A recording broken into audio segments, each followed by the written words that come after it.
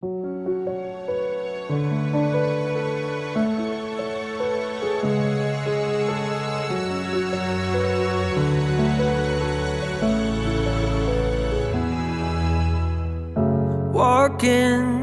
broken, innocence stolen. Shadows hold you down till you can't breathe.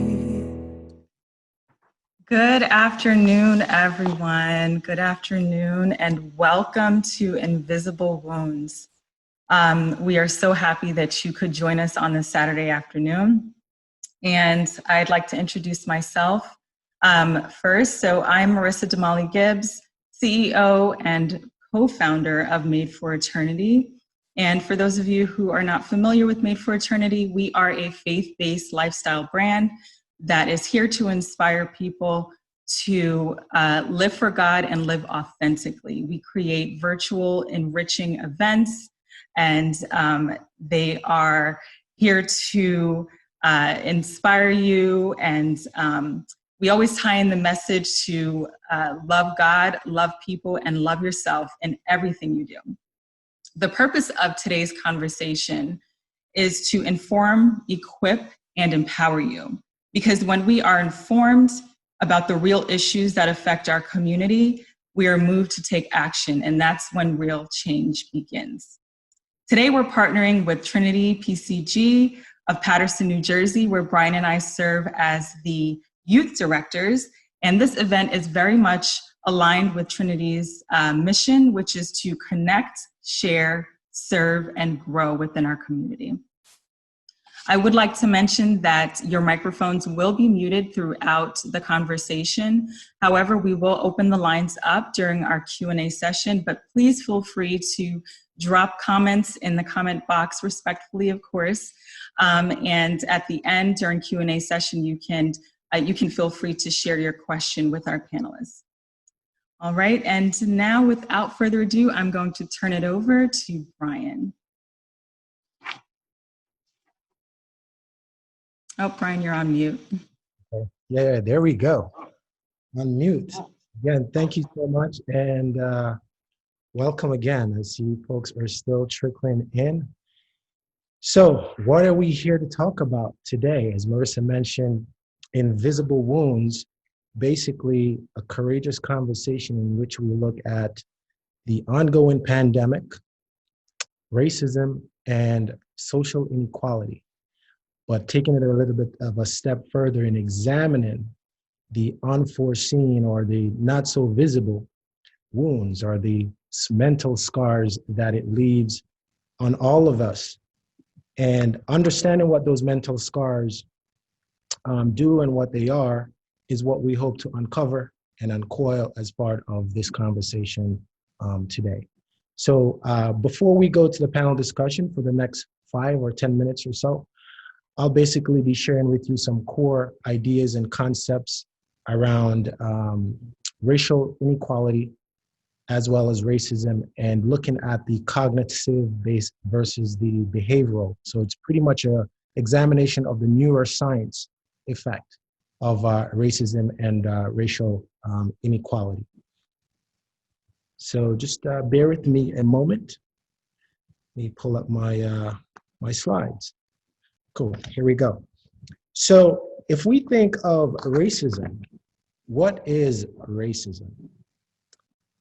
The term is often synonymous with prejudice, which is basically biased feelings or effect of biased feelings, stereotyping, which are biased thoughts and beliefs, or even flawed generalizations about Black people, as an example. Discrimination, we hear that word so often, which is a differential treatment or absent of equal treatment.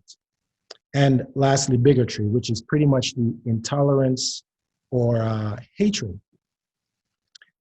Racism and racial inequality also defined as encompassing economic, political, social, and cultural structures, actions and beliefs that basically perpetuate an unequal distribution of privileges, resources, and power in the United States, more specifically. is a differential evaluation or treatment based solely on race, regardless of intent. Racial inequality is typically defined as imbalances in the distribution of power, economic resources, and opportunities. Some examples include racial disparities in the wealth gap that I will touch on as well, poverty rates, housing patterns, educational patterns, and so on. So Marissa, if you can actually go to the next slide. So what I would like to do here is just to highlight that when we talk about racism and racial inequality, it's important to understand that there are many different lenses or aspects or categories in which we experience racism and racial inequality. Sociological and anthropological. Basically, what does that mean? And this is something even us as Black people do. Essentially, an example is how we describe a good neighborhood, right? And typically, we say a good neighborhood is absent of many Black people, as like it's a white town, so it has good schools. That's the narrative. So a good school system is less Blacks, Black people. Historical. We're very familiar with this one. We know that America was built on the back of slaves, backs of our people.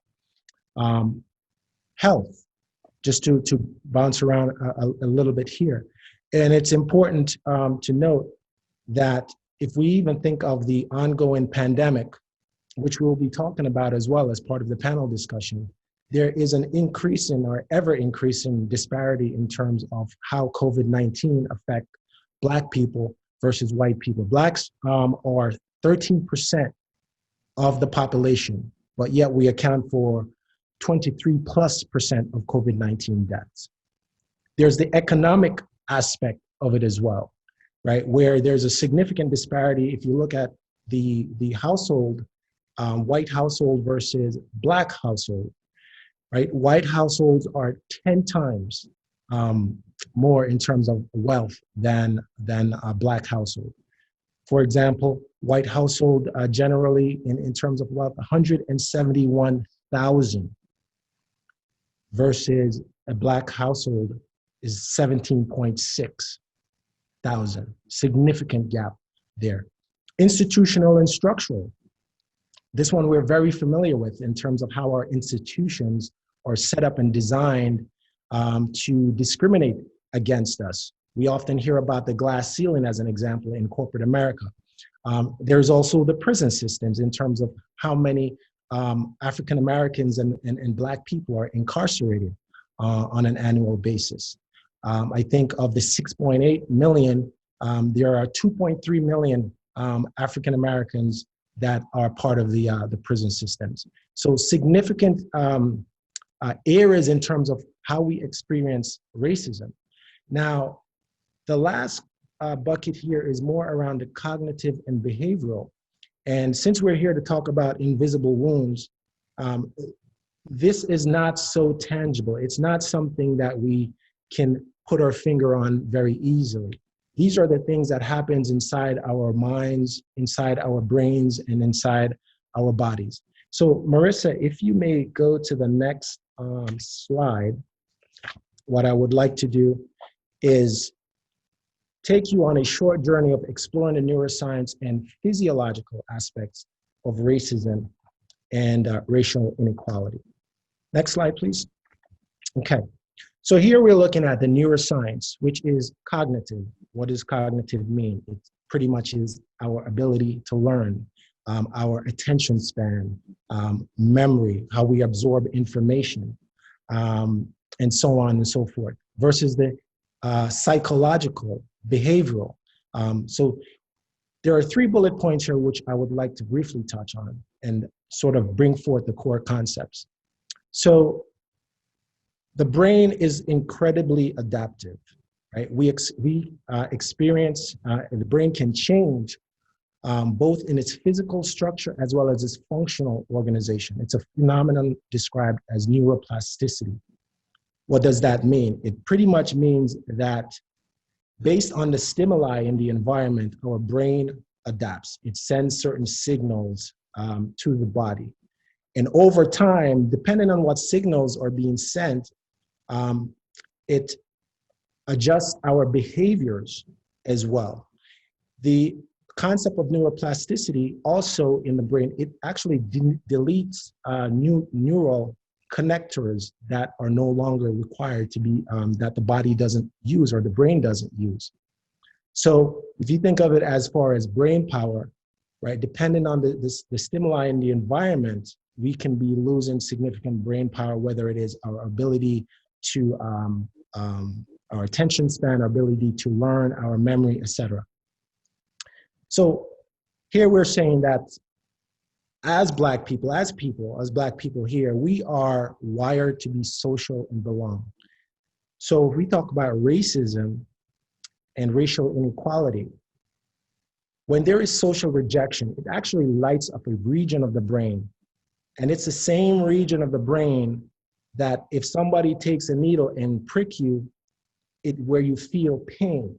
So whenever you feel that rejection, and imagine that as Black people in America, where you're always in the situation of experiencing racial inequality and racism, that section of the brain can be lit up constantly, right? And remember what I said about neuroplasticity in terms of the signals that it sends to your body.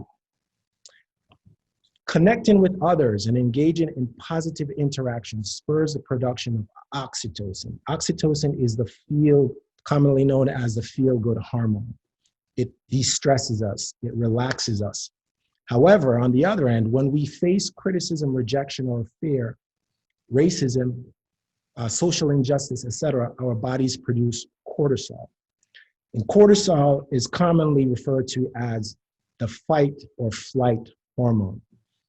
This is, imagine a situation where you're walking down the street, you might not have been paying attention, a car comes around the corner, right? Your body responds, and before the car arrives, you get this adrenaline rush where you have this burst of energy and somehow you're able to get out the way just in the nick of time, right? This is how sort of example of how cortisol works as well, because it stimulates the body to always be in this high intensity mode. Your heart rate increases, your blood pressure increases, and so on and so forth. There's a flash flood of hormones that are sent into your body. So the reason why I'm highlighting this, if you think of the long-term effects of experiencing racism, racial inequality, the ongoing effects of the pandemic, despair, depression, anxiety, and so on and so forth, there's a significant amount of cortisol that is being produced by the body.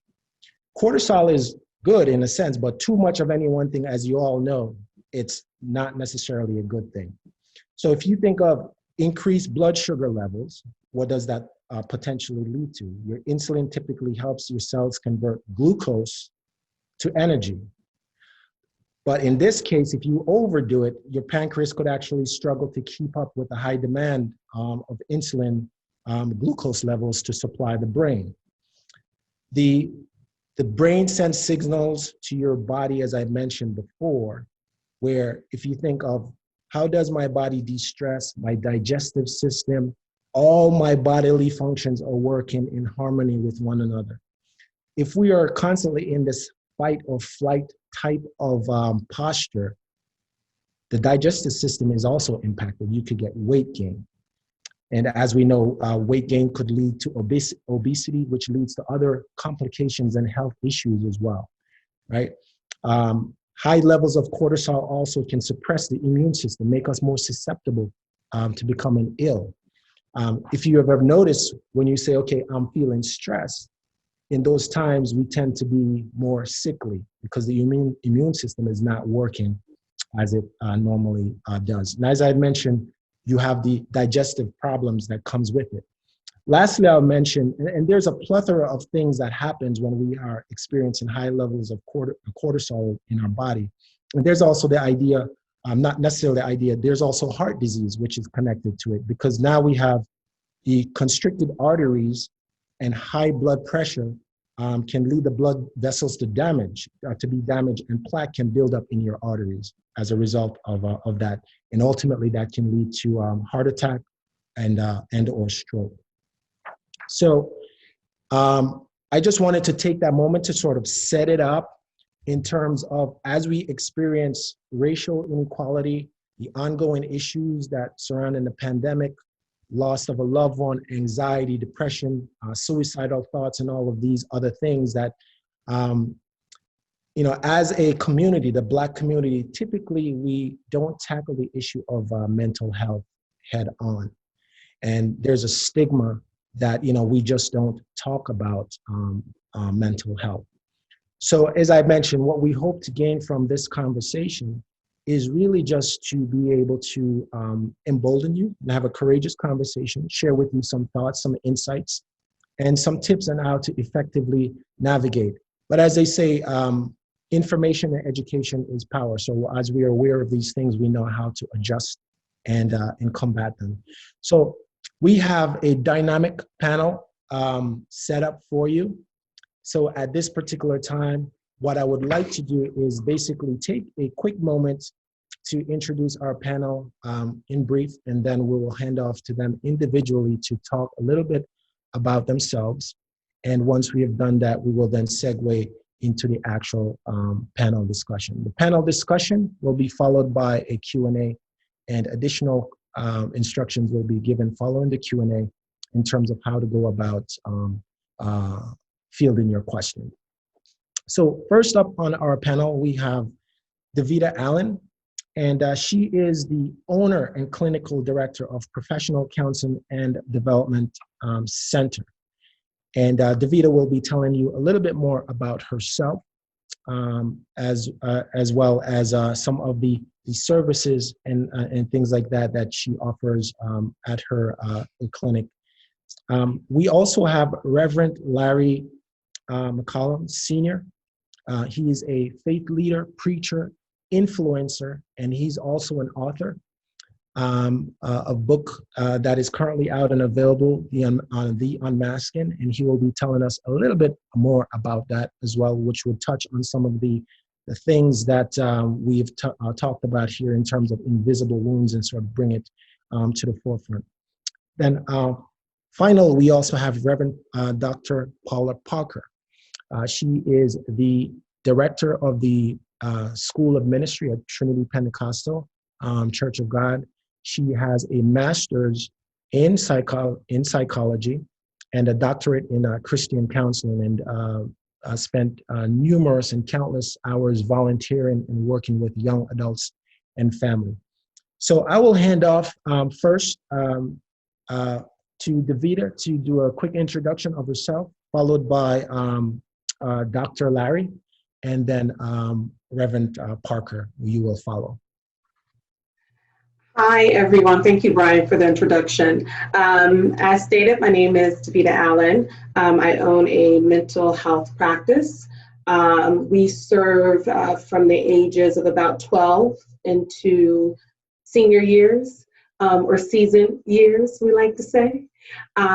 We work with pretty much high functioning, depression, anxiety, or what I simply put as life. We work with those working through life. We offer programs such as workshops, groups, a really special program I'm proud of. We have a program called the HOPE program. It stands for Helping Others Pursue Empowerment. So whether or not you have any type of insurance coverage, we slide you down as far down as you need to go in order to get the services that you need. So that's what we do there. All right, thank you. Dr. Larry? Okay, I think you're on mute, Dr. Larry.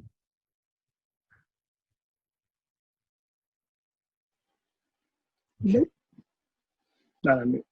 Okay. Can you hear me now? Yes, loud and clear. Thank you. Very good. Thank you. Well, thanks for having me, and thank you everyone for taking some time out of your Saturday afternoon to listen to what we have to share regarding the subject. I am Larry McCullum, as was already mentioned.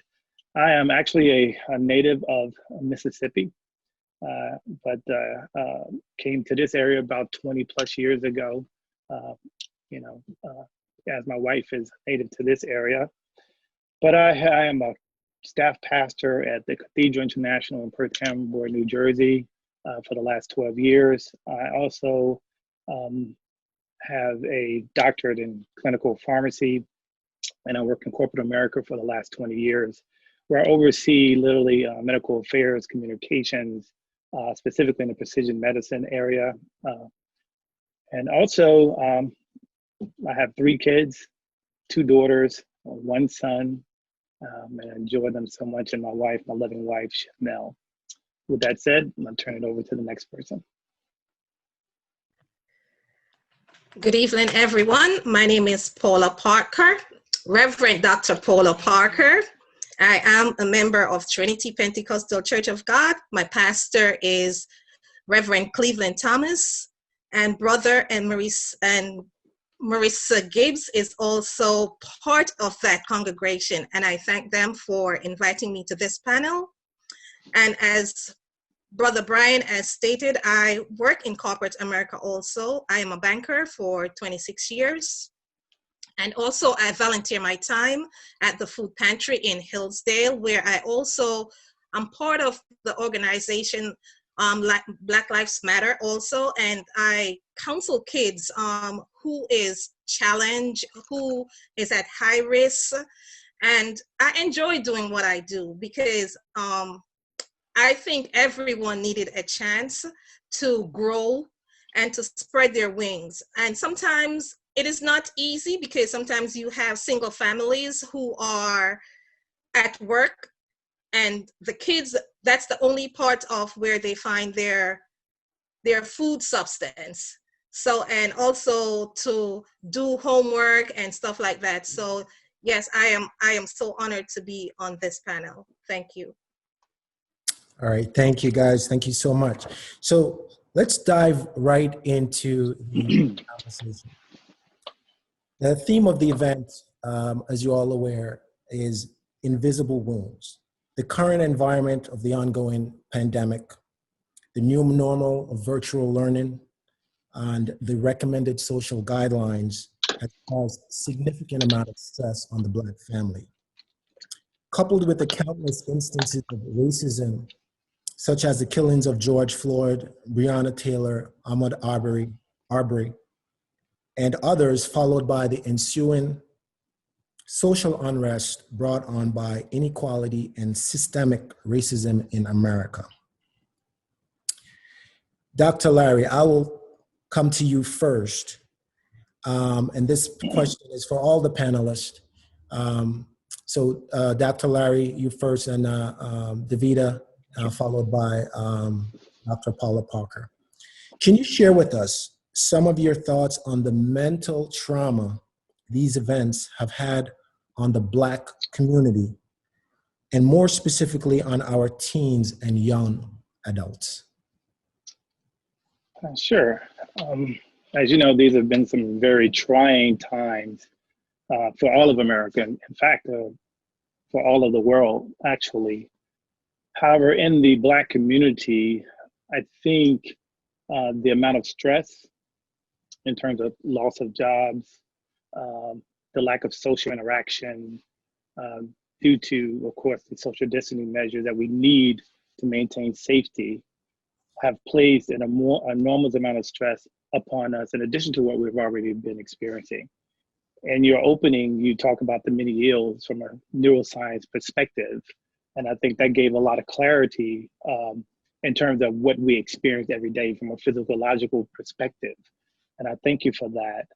However, when you take a look at the pandemic and what we're seeing, it's caused us now to be tied, number one, to the news, okay? Because we're always looking at when would this end? And as a result of that, we're seeing tragedy unfold with the number of deaths every day, the number of cases that increases every day. And then what's being said from a negative perspective in regards to these different supremacist organizations. not only are our adults seeing this, but our kids are seeing this as well. And then to top it all off, you mentioned George Floyd, where we saw with our own eyes the racial injustices where that led to the loss of life right before our eyes. All of this now causes, of course, stress, but I believe it causes what I would like to characterize as PTSD, post-traumatic stress disorder, right? So anytime we're seeing this, we may not acknowledge it as being that type of disorder, but I believe this pandemic has heightened the level of undiagnosed PTSD within our communities. How do we, and I'm sure as we begin our dialogue, we'll begin to talk a little bit about how we begin to identify that, and then also how we begin to treat that so that we can become whole within our communities. But our youth, you know, they're missing interaction with their friends. Yes, there's TikTok. Yes, there's Instagram. Yes, there's Facebook. Yes, there are all these type of things. They're texting, and then you use emojis. But I don't care how many emojis you use, it still doesn't capture that emotional connection that you would have if it were not for the pandemic and the safety measures accompanying those pandemics. When we're tied and our youth are tied to their computers, I'm not just talking about virtual learning, that is needed. However, what accompanies that also is this Pandora box where, you know, we have, say, trolling that happens. There's cyberbullying that's happened. And as a result, what we have to do as parents is to make sure that we're in tune with our kids, that we begin to observe their behaviors and making sure that they're not self-isolating, that their attitudes don't become belligerent, that they're different than what they used to do. So I believe the pandemic in itself is really shedding a light upon this and is really trying and increasing our parenting skills in regards to our teens. But overall, I think we're resilient people. We have a history of overcoming, and I think that what's in us is greater than what we're experiencing even today.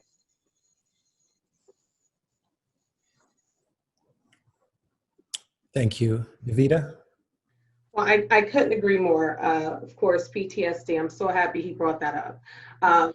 But when I read the question, the topic, I also look at this as racial trauma.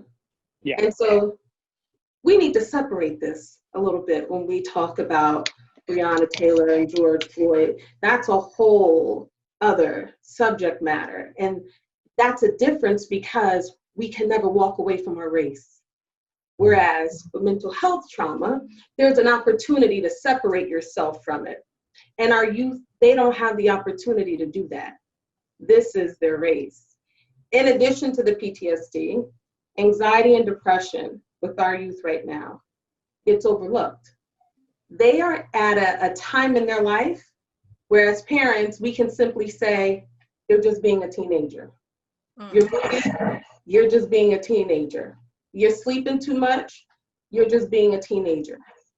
You're not eating, you're overeating. So they're at this pivotal age where we have the ability to make excuses for the behavior instead of recognizing there's something else going on here. When we think about anxiety and depression, we have this extreme view, not knowing that there's something called high functioning depression, high functioning anxiety. So they're still getting up, still going to class, still talking to friends, but still having these other characteristics that because of the age range they're falling into, we sweep it under the rug of, this is the moody teenager.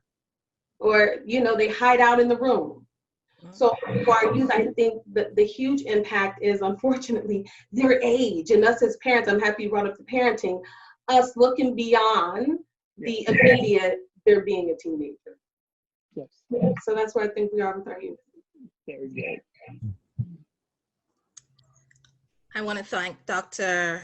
Larry and Ms. Allen for bringing in their view, because it is a situation that we're looking at, because we're looking at families who are living below the poverty line also, and who are single parent, and also look to, some of these kids look also to going to the different groups that they go to after school programs, and sometimes the after school programs are the ones that provide meals and stability for them, you know, but that has been taken away from them also.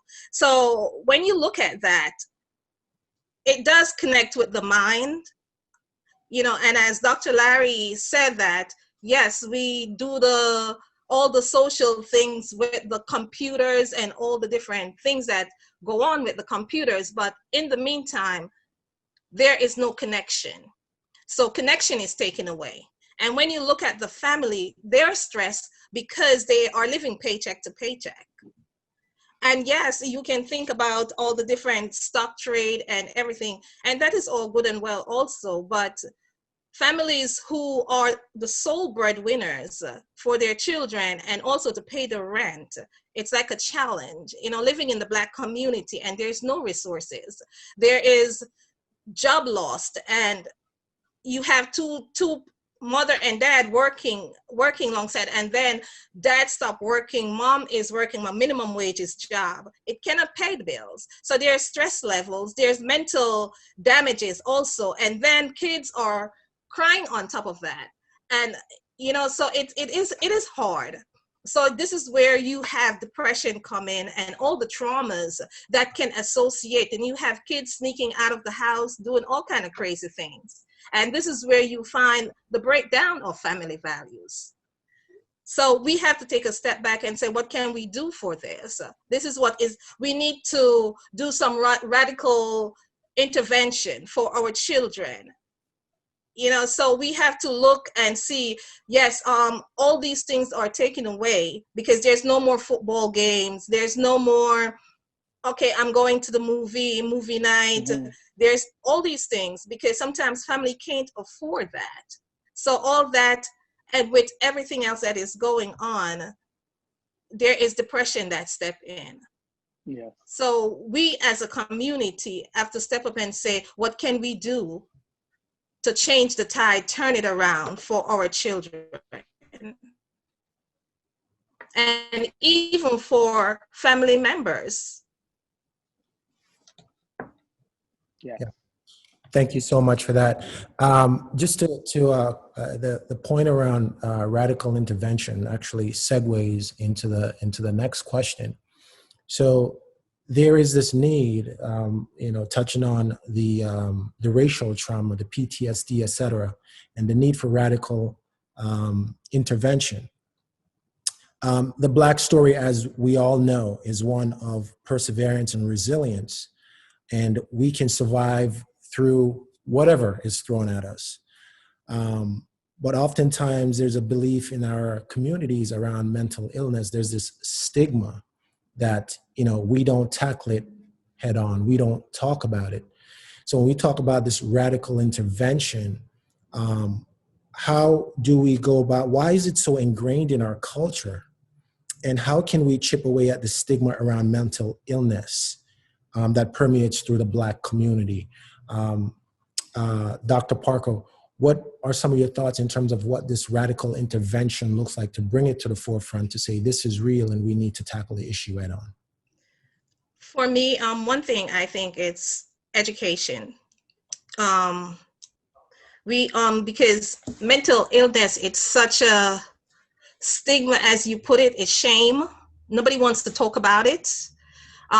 It is like a taboo in the Black community because it looks upon as weakness. And as you said, mental illness is real. And if it's treated, you can live a fruitful life.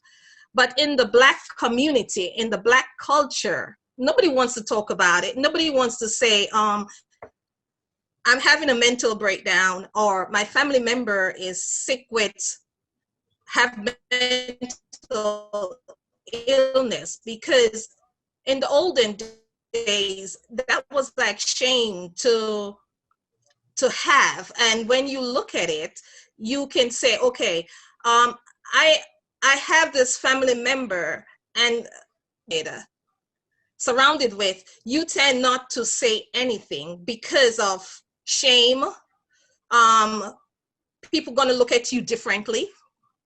But in the meantime, we have to educate ourselves.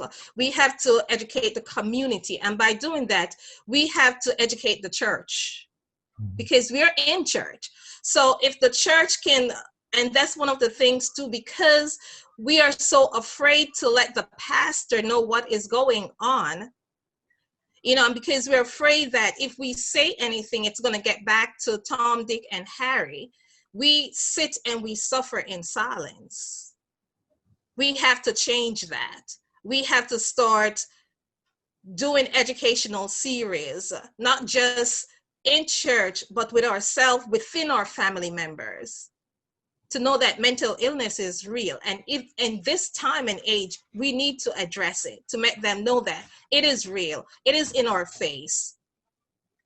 And we cannot sit by and suffer in silence any longer. Dr. Larry? Yes, thank you, doctor, for that. Mental illness is real. It is a fact. And we need to create a safe space within our communities so that we can freely voice what's going on within our communities, and then come together so that we can then be a force to help, as opposed to trying to stigmatize mental illness. The question involves as well as why is it that we stigmatize not just mental disorder, we stigmatize a lot of things that are symbolic of weakness. And as we mentioned earlier, we have a history of overcoming. We're very strong people. We persevere. But if you unpack that question and you unpack the actual origin of it, oftentimes if we address it within the family as it is, you'll find some of the mental illness points to more than one person in the family. Oftentimes it could be generational, never was addressed. And because we are strong people, we don't want to show any sign of weakness, right? Look, we can be a strong people. That still does not mean that we don't need help. Still doesn't mean that we don't hurt. Still doesn't mean that if we're strong men, we can't cry, And we have this thing within our community that we always have to show this level of toughness, because if not, then you're weak and you're nobody. But guess what? We are human. We are emotional individuals. God gave us the ability to shed tears, ability to connect and empathize with individuals. And so I think we have to begin to address that part within our communities and realize that, hey, everybody just can't be tough. We need to be loving. We need to be caring. We need to be understanding. We need to be embracing, right? And when we do that, you'll find that we move from this place, what I call fragmentation, that we're not whole. We'll move from that fragmentation to this period of wholeness. But first we have to sort of face it, and then we can begin to fix it, right? We can't hide from it anymore, right? I mean, I have it in my family, right? Down in generations.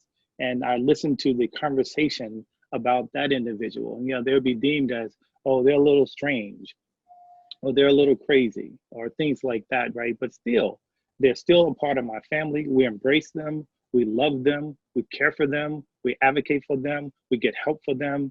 These are the things that the human heart does, that the human heart yearns for. And that's truly to help someone when you see they're in need. So yes, it happens within our community, but it happens, but we can help if we all just open our hearts, open our minds, and stretch out our hands. Okay. Thank you, Dr. Larry. Just to go back to why is it ingrained, we call it intergenerational trauma, right? Yeah. And so when we go back, we got to go back to slavery. We were not allowed to cry. You want to go there? Okay. Right? Well, we're going to have to go there for a minute, right? Because if we want to know where this started, you didn't have permission to cry. That's true. You didn't have permission to say you're tired. You didn't have permission to say you don't feel well. So this got passed down generation to generation and to generation. It wasn't ours, it was given to us. That's correct. And so now I always say people give us gifts that don't fit and we have to give the gifts back.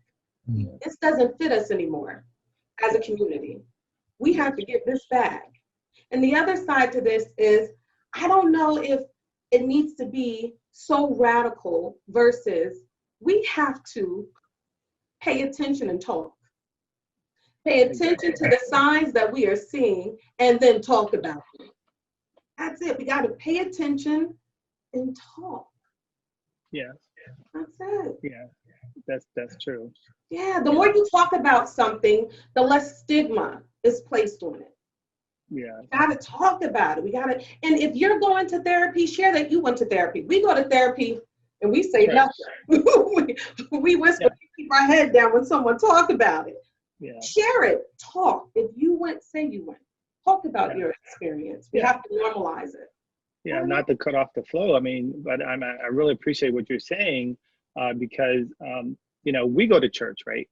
And the church is therapeutic for us. That becomes the preacher becomes our counselor, And yes, they do a great job at that, but there's still no substitute for trained professional counseling, And we have to embrace that. We need to embrace it from the pulpit, and we need to say, hey, it's okay to go to see a counselor. It's okay just to talk when you have something going on inside of you. Yes, Jesus can fix it, but Jesus can use the counselor to fix it as well. So I think that's the start. We need to begin to have these shifts in our community, in our culture, so that we can begin to embrace counseling and all of these type of things. Yeah. But you know what it is too? One of the things that why we don't have that talk is because we're so afraid. Yeah. We are a community who are so afraid just to say, yes, I am going to therapy. Yes, I need help. So in that aspect, we have to get away from that. And we are afraid to say, because society brands us in such a way that we tend to keep silence. Yeah. And then we hurt inside because we don't know, we don't have that outlet. We don't have that trust to say, I need help. Can I add another dimension to that really quick? I mean, I mentioned how I'm from the Deep South, right? So I grew up poor. Thank the Lord for his grace and his mercy, that he allows me to have now. But I remember, when we were very young, we were so poor, my family was poor, that we had to be careful to not, how can I say, we couldn't afford to be injured. We couldn't afford to get sick, see? And so we held those things inside. I remember my brother one time, we were running and just playing, and he ran on the side of the road, and unfortunately there was a big bed of glass there where he had a serious cut to his foot. But he was afraid to come back home because he knew that my father would be upset because he got injured. Because not that he didn't care about my brother, but he knew that was a bill that he could not handle. See? And as a result, see, when we deal with this stigma about sickness, period, I don't care if it's mental sickness or whatever, we're afraid because there's a financial aspect to it as well. And so we want to just push that into the corner, just like my father would push that wound to the corner and not address it. Yeah. This is terrific. This is terrific stuff. And there's a few more questions that I wanted to ask, and we've already touched on one. And go back to the idea of a church in terms of and Dr. Larry, DeVita, and Dr. Parker, you hit on it pretty well. It's the concept of you toughen up. We pray about it, right? But as you mentioned, prayer can fix. Jesus can fix, but the counselor, right, can also be the instrument in which Jesus uses to help us to get to a place of wholeness and healing. That's right. That's very important. If I can just add on to that with prayer and religion and therapy, this is what I always say. If you have to get open heart surgery, you go to the cardiologist, but you still pray.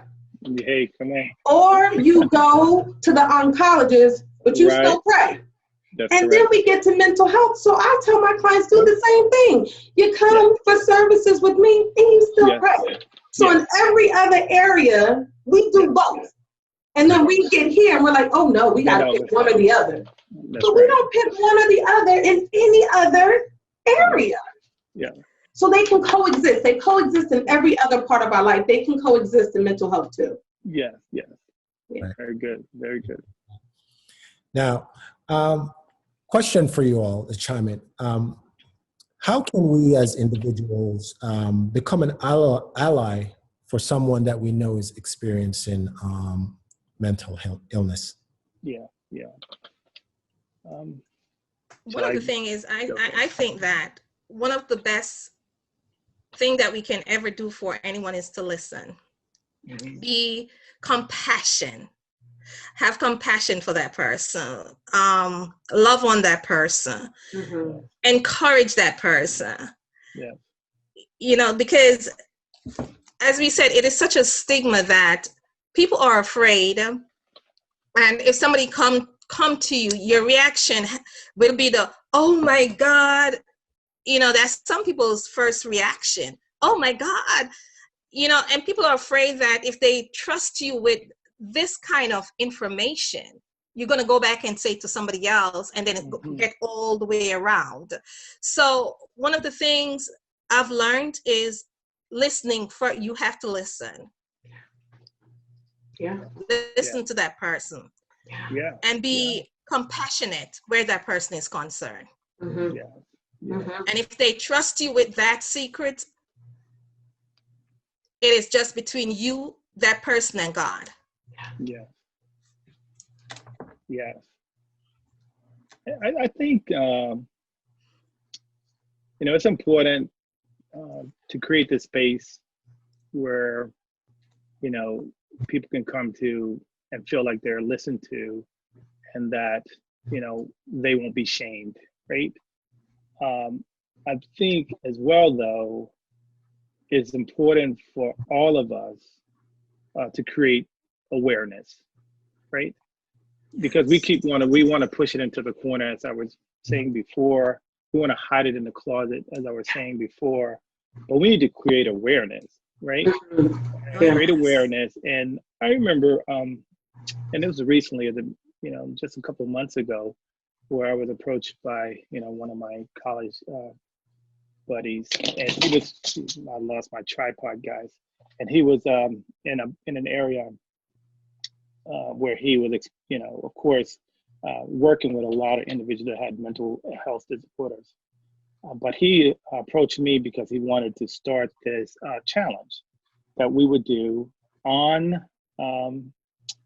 Facebook, or you would post it on Facebook or whatever.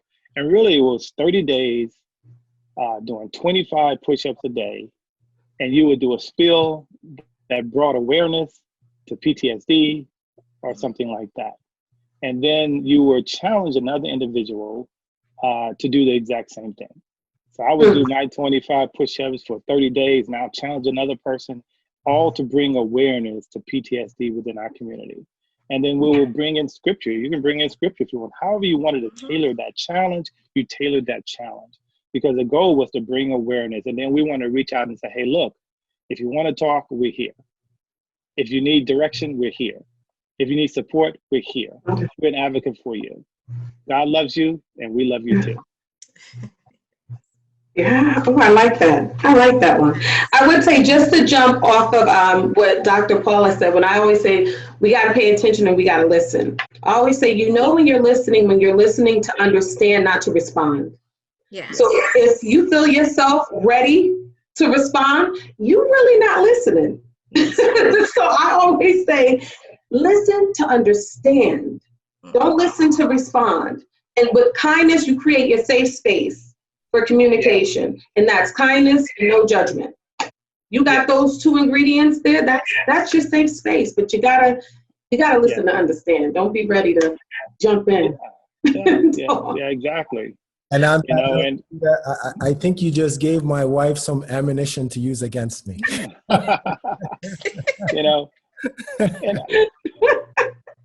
I think as well, though, and I'm sure you're very skilled at this. You're a counselor, and both of you guys are trained in this area. And I hope you will echo what I'm saying. But I think that when individuals approach us, we have to be very selective with our word choice. Yes. You know, we have to move Yes. away, be careful not to use negatives. You know, negative language saps the spirit of a person. So we need to be able to say Correct. positive things to them, right? You know, I never Correct. say, you know, I try not to this way, to say something negative, anybody I'm talking to. Instead of words like weakness, I say there's an opportunity. You know, we have an opportunity here, Yeah. you know, and so I don't talk about, you know, you're strange or different. I say you're unique and you're talented and God made you on purpose. Absolutely. So we really have to be very I agree. careful Absolutely. Yes, with our word choice. Correct. Another question for the panel. And commonly we will say mental illness. And I wanted to put it out there, and we talk about the stigma that comes with it in the Black community, right? If we were to change the narrative to mental wellness, do you feel there'd be more of an embracing to talk more openly about it? Mental illness versus mental wellness. And is there a difference? How do you get from one to the other? There is a difference because illness suggests that you're sick. But I'm not sure it would make a difference because we say you're going in for a wellness check for your doctor. Yeah, our Black men still don't go. And we say wellness check. And they still don't go. So I'm not sure. Is it a healthier word to use? Absolutely. Because they're not. So even in my practice, we don't have patients. I say my clients. These are clients. But I, you know, I'm not sure, but I think it's just healthier overall to use, but I don't think it would make a huge difference because we use wellness in other areas and we're still a low percentage. And just to jump in what Miss Allen said, it don't make a difference one way or the other. And because our community is, especially where the men are concerned, it is such a taboo to say, I'm going to the doctor to get a wellness checkup. A woman, when we look at wellness, we think of going to the spa, going to get our hair done, going to get our nails done, and just have a date to ourselves that we just sit back, no husband, it's just us. Or sometimes we take our girlfriends and say, okay, I'm going to spend the day with X, Y, and Z. You know, so when we look at wellness, we think about the whole body. They're thinking about the whole person, not just half of the person, the whole being. So in that sense, it don't make a difference one way or the other. With men, it's a different thing. They said, I'm going to the barber to get my hair cut, not a wellness day. They're just going to the barber. Or I'm going to hang out with my friend. You know, so in that aspect,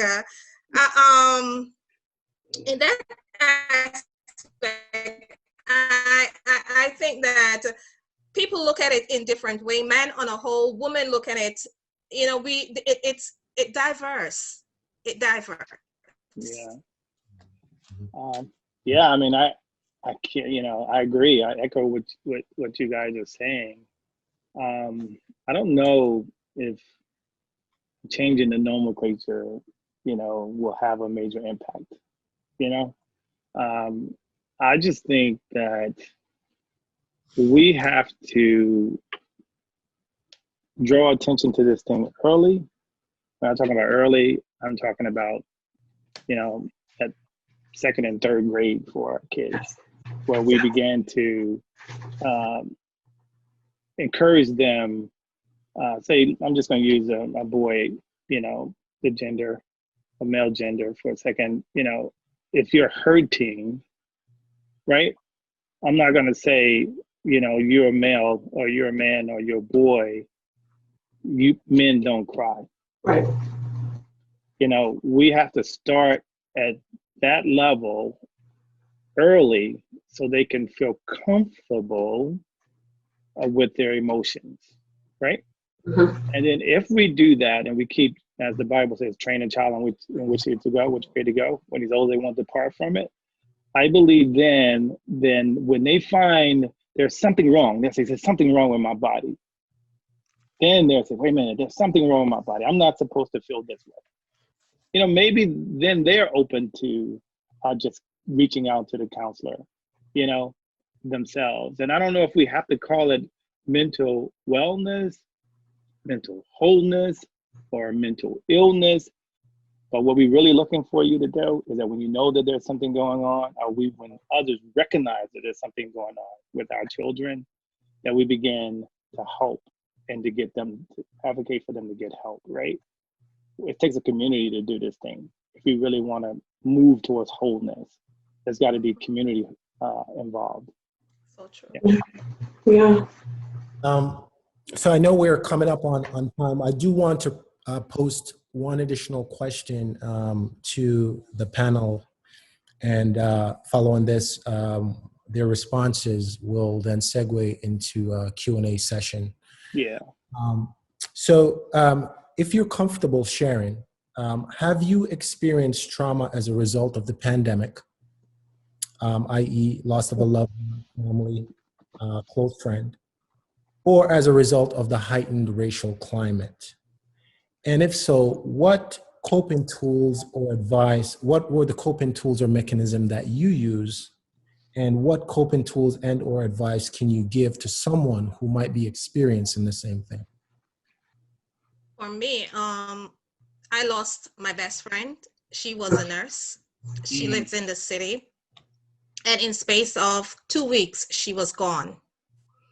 And I have another friend. He was the principal of Heaside High School. And they go one behind the other. So for me, that was a great loss, because she was not just only my friend. We basically grew up as sisters. We are from the same community.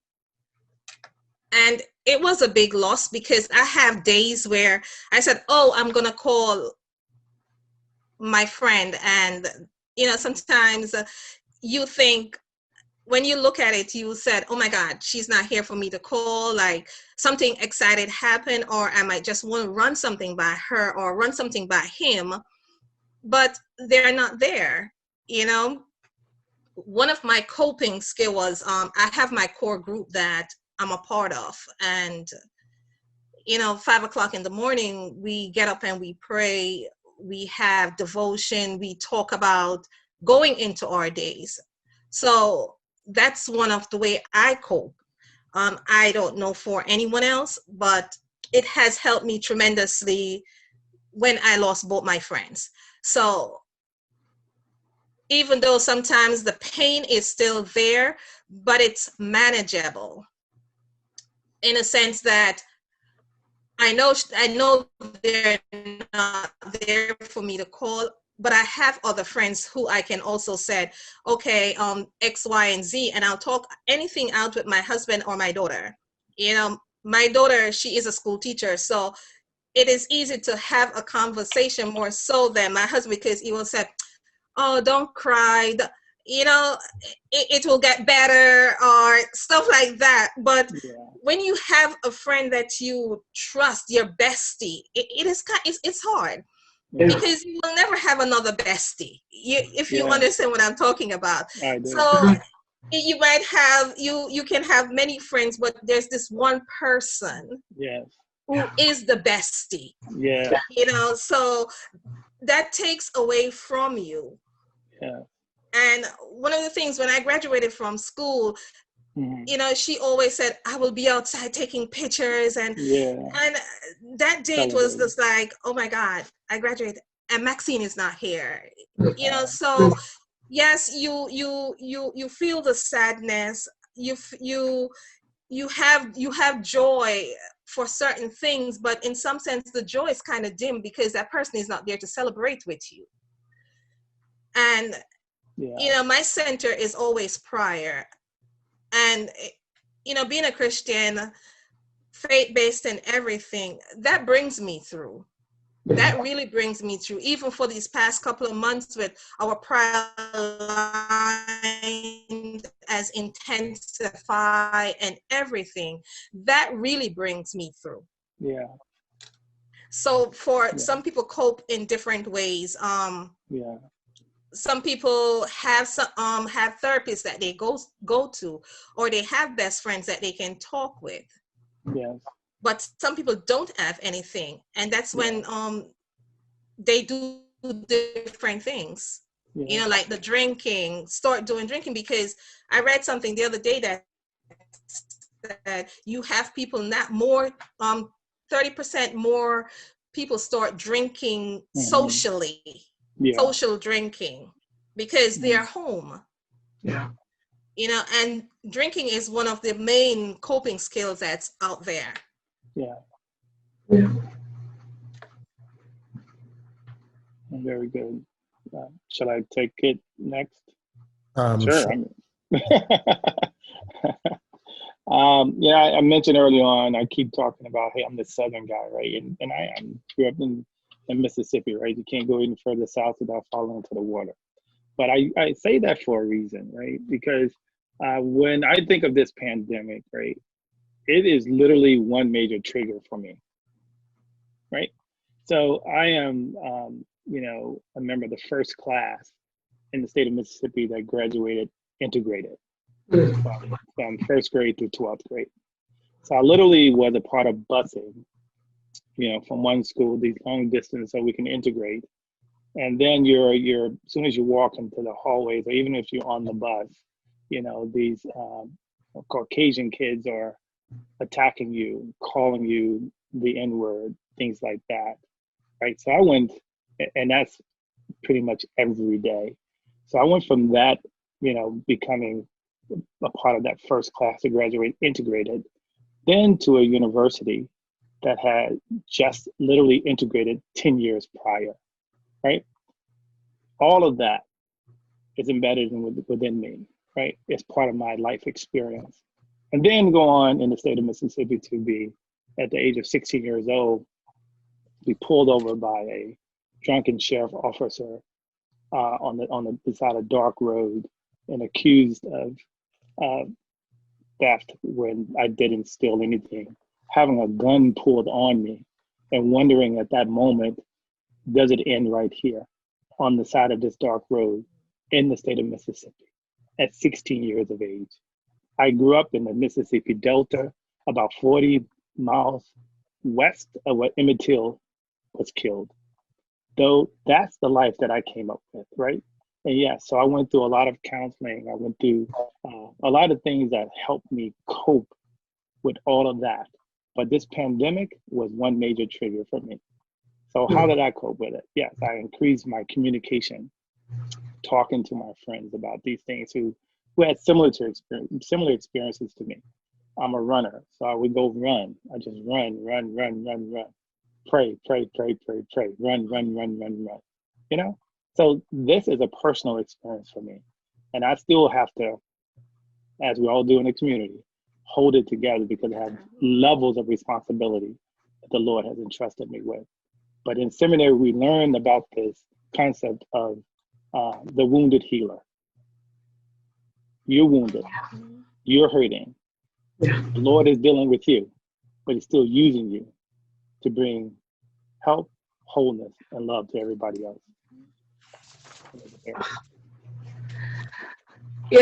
I just, you know, my heart goes out to the loss of your best friend, and I completely understand what you're saying, Dr. Larry, because my family is from the South. But one thing I want to tell people, and I'm a woman of a certain age, I'm not going to say how old, but what I want to share is in coping with everything that's going on, with PTSD and anxiety and depression being so much heightened, I always say, don't turn into Audrey. This is what I tell my clients, don't be Audrey. And there was a movie, some of us know it because of our age, and it was about a plant that grew, and you kept feeding the plant, right? Little Shop of Horrors, right? That is anxiety and depression. When you feed it, it grows. And it grows. It grows. So the way to combat that, what it tells you to do, you do opposite. It tells you to lay in the bed, you get up. Yeah. It tells you not to shower, you go shower. It tells you don't eat for 3 days, you go eat. And it's hard to do. But one of the biggest things I try to tell my clients right now, the more you feed it, it will grow. And for those of us who remember that movie, that plant grew so big, it was unattainable. It was uncontrollable. And we don't want anxiety and depression to get there, where it's so uncontrollable. Catch it early. Catch it early. Right. Catch it early. Don't dismiss, I'm feeling a little bit sad today. Check in on that sadness. That's correct. Yeah. Yeah. Powerful. Good. Thank you all so much.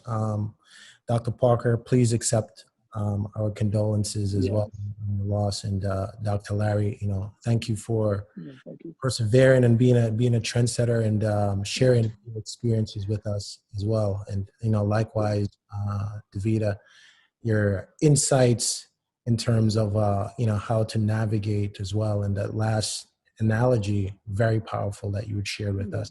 We want to thank you. So at this time, we've come to the segment for Q&A. And your mics will be unmuted at this particular time, but we would like to do this in an orderly fashion. On your Zoom control panel, where you have the icon that shows the participants, if you click on that participant button, there should be a pop-up. In that pop-up, the first icon you should see to your left, bottom left, is a raised hand icon. So if you have a question, we ask that you click on participants, then you're going to click on your raised hands. And once you do that, Marissa will be able to see all of whom have raised their hands and wanted to ask a question. And we'll basically go from the first person, and then we'll go through the order for the next 10 to 15 minutes or so. You can ask your question to the panel at large, or if you want to direct your question to a specific individual in the panel, please do feel free to do so. So at this time, Marissa, if you can unmute all the participants, please. Okay, just waiting now to see if we have any questions.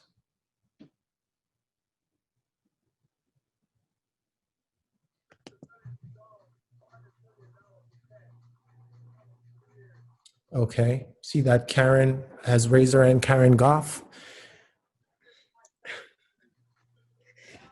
Hello, everyone. First of all, thank you so much for this panel. So relevant and timely and very pragmatic for where we are. And I'm so glad that we are addressing the youth. Myself, I am an educator and I work primarily with college-age students. And so I'd like to ask our panelists, what words of advice do you give to our young people who are dealing with the distress of police brutality? Social media has really added another element where we're able to see things that they've been occurring for a very long time, but now we have instant access. And so I'm just curious, what do you say to those young adults who are continually consuming these kind of vivid images of brutality and killings? And many people refer to it as a twin pandemic, being in COVID-19 and compounded with the kind of unrest that we've seen throughout the summer. How do you say to a young person coping with this?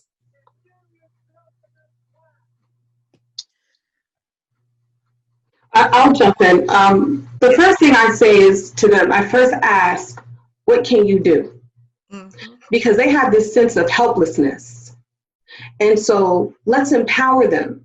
And I always say it doesn't have to be anything massive. If we have a cup and everyone put one drop of water in that cup of love, one drop of water of empowerment, that cup is going to spill over. We just got to put enough drops in there. And you only got to put one drop.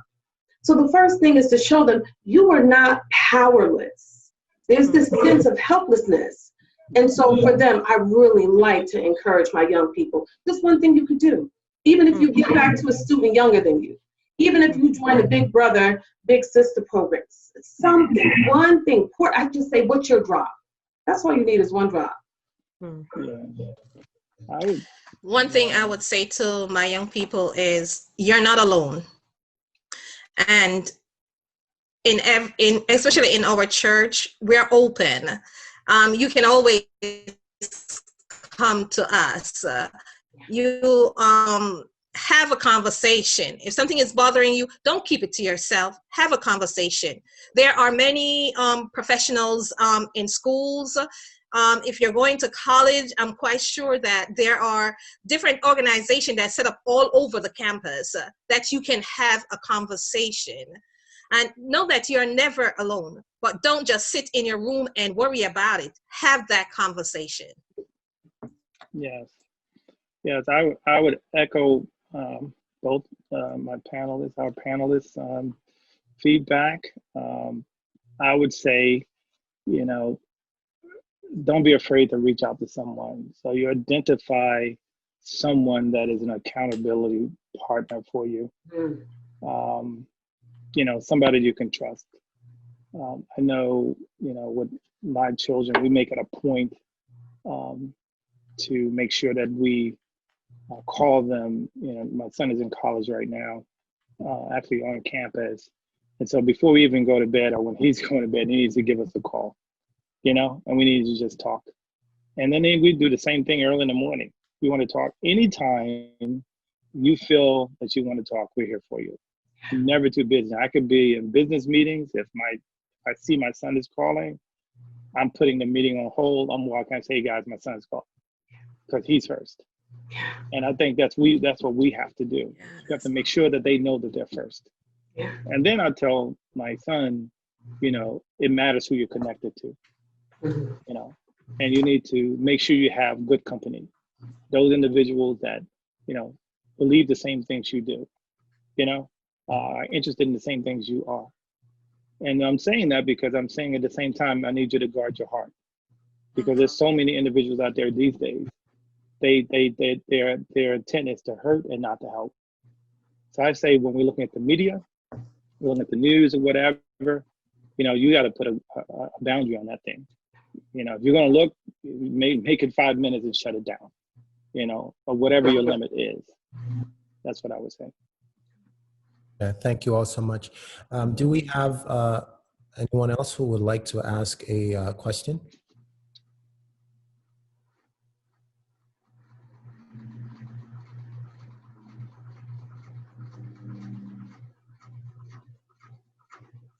Marissa, are you seeing any videos? No hands are raised at the moment. Okay, terrific. All right. Thank you once again to our dynamic panel for sharing words of wisdom, insight, and your experiences with us as well. Truly and greatly appreciated. So at this point, we've come to closing out our panel discussion. I will basically be handing off to Marissa, or are we handing off to, okay, we'll be handing off to Marissa. Thank you, guys. Thank you. All right, thank you so much, panelists. This was very informative and insightful. So we really appreciate all of the expertise that you shared, and also for sharing your story. I think it takes great strength to be vulnerable and sharing your stories. So we really appreciate you and hope that God will continue to bless you in everything that you do. Before we wrap up, I do want to invite Pastor Cleveland Thomas to just jump in and greet us from Trinity PCG, and then we'll wrap up.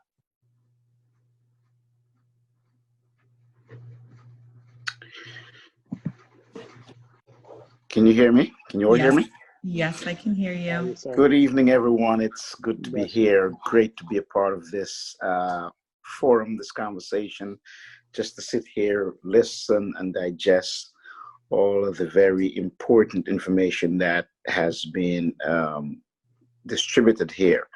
I think this is extremely extremely powerful, and it should, I think it serves to draw out a lot of us out of our own shells, to get us out of our own silos, so that we can, whether we're going to begin the conversation or we're going to continue it if we started it. I think that is so impactful. Thank you. I want to say also a very big thank you to the presenters for your insights and your expertise and your knowledge. You have been fantastic. Really, really gleaned a lot. One of the things that as I listened in, that really jumped out at me was when Miss Davida mentioned that you should pray, but you should go see the professional, see the specialist. You should be able to do both. The thought jumped into my head, and it basically says, Jesus is not upset that you go to see a specialist, because Jesus is not in competition with the specialist. That's correct. Right. That's So good. it is important that we understand that while we will pray, we're going to encourage you to seek the necessary help that you will need, that Jesus has provided through the specialist to help you.